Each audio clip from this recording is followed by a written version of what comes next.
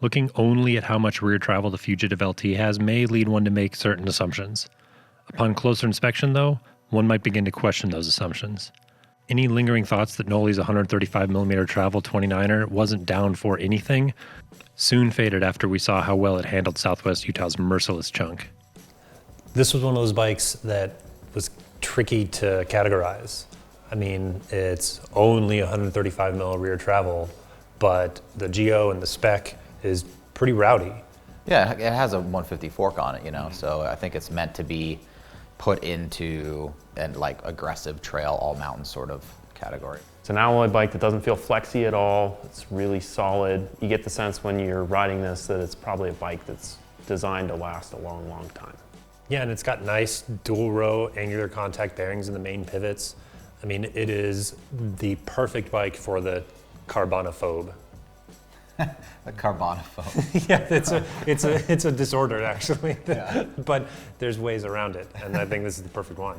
Yeah, I mean, it's funny how this wasn't the lightest bike in the test. In fact, it was like the second heaviest. But it rode light to me. I mean, I feel like the pedaling support was there. I hopped on the bike and it was kind of one of those that encouraged me to keep on the pedals and keep going. And I felt like the acceleration was pretty good. Like, it didn't feel like a luggy bike. It's a lively bike too. The more you muscle it around and push into it, the more it's playing back. It wants to be ridden aggressively, popped off of stuff. Still not by any means a gushy bike. You can tell that it's 135mm of travel, but it likes to be heavy-handed with things, and it's fun to do it. Yeah, when I rode the bike, I didn't bother to look up how much travel it had, and I was surprised when I read that it was 135. I thought it could be more.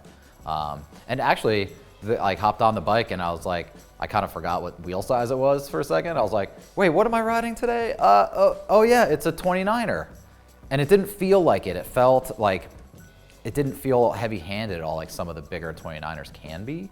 And it doesn't have a ton of rear travel, but it's a bike that has the geo of a pretty aggressive bike.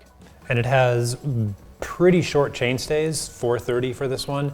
And this is a 157 spacing, Super Boost Plus. And it's something that on other bikes we look at and we don't think that it's worth the pain in the ass. Like, you gotta have a crank that's made for it. You're really limited on your wheel choice, but they took every advantage of it in this bike. So that short chainstay, and you can put a 2.6-inch tire on it. A 2.629. Yeah. Yeah, a lot of the other bikes we're seeing with that 157 spacing doesn't allow room for a 2.6, and that's sort of like, why are you doing it? Is it worth it at this point? It's also got one of the lowest bottom brackets in the test. Like, it's even lower than the Specialized Stump Jumper, but the Stumpy is a 150 bike. So it's really easy to push through that travel and clip the ground. But this one, not only does it have a nice supportive feel to the suspension, but it's moderate enough that it can afford to have that low bottom bracket. And we rode it in low. I mean, you can ride it in high, but I didn't find enough a disadvantage. I mean, it's got a 75.25 seat angle in that low setting, 76 in the high, 65.25 head angle. I think we all felt that jumping on it, it just felt natural right away. It wasn't anything we had to get used to weird positioning over the bike. It was where we wanted it. And yeah, in that low setting, we're in particularly shelfy, ledgy, rock strike terrain, but I didn't feel like I was going to clip a pedal anytime, and it wasn't blowing through that suspension either. So it got over it quickly. Yeah, I mean, this bike really spoke to me. When I got on it, I immediately liked it. Like, I could kind of huck it off some of the larger drop things that we had on the trail without any hesitation, like pedaling into them and knowing that the bike's going to be supportive and they're underneath me when I landed. Yeah. So I don't know. It was one of those bikes that really did speak to me. But I am wondering value-wise, like, if it's a good buy. It's not an inexpensive bike. It's $69.15 as spec'd that we had it. That's consumer direct pricing. That's also an aluminum bike. Back around 2011, Knolly moved its production from North America to Taiwan. Anytime Asia comes up, there's always an assumption that quality goes down. But with Knolly, a company that prioritizes high-end engineering and manufacturing, it's tough to make that claim. But it still does feel like it's a bike that's made to last. Everything's solid on it, burly parts, titanium pivots, a lot of attention to detail. Yeah, it doesn't change the fact that the Knollys are sort of like an engineer's bike. Like, they are thoughtful and well designed, and they pay close attention to the details. And I think that's kind of the Knolly customer. So the value conversation got me thinking about like what other bikes are in this category and what are they priced at. And the bike that really we could almost cut and paste a lot of our praise from this bike into is the Yeti SB130. Like, really similar travel numbers and kind of similar geometry numbers. Yeah. And capable, moderate travel bike that I think you get along with pretty quickly right off the bat.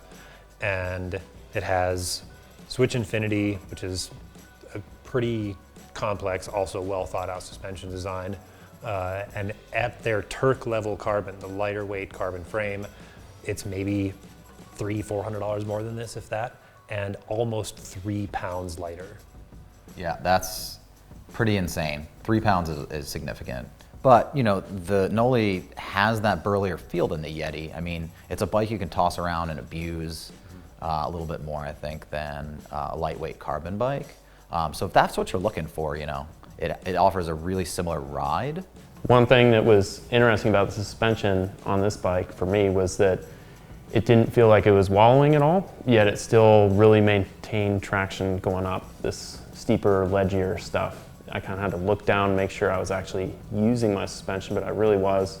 And I noticed it because I didn't get any wheel spin while lurching up stuff, maintained traction. And that's running it wide open.